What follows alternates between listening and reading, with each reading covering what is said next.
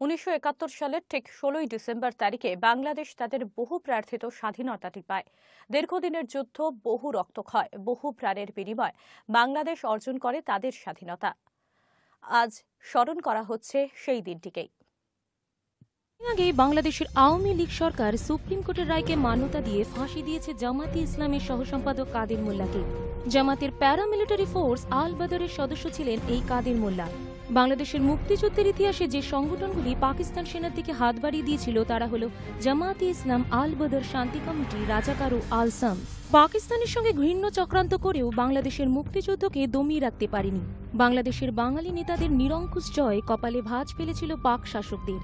Operation সার্চলাইটের মোকাবিলায় ঝাঁপিয়ে পড়ে মুক্তিযোদ্ধা বাহিনী। শুরু হয়ে যায় এক নিদারুণ যুদ্ধ।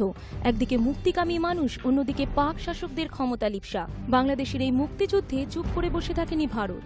যদিও লক্ষ লক্ষ শরণার্থীর আগমনে বিব্রত ছিল পশ্চিমবঙ্গ, তবুও তারা অকুণ্ঠ সমর্থন জানিয়েছিল বাংলাদেশকে।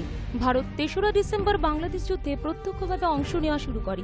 এরপর 16ই ডিসেম্বর ভারত ও বাংলাদেশের যৌথ বাহিনীর কাছে আত্মসমর্পণ করে পাক সেনা।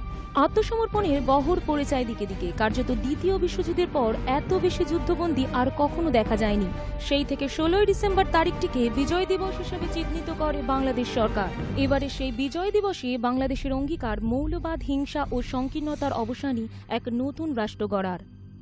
High news network.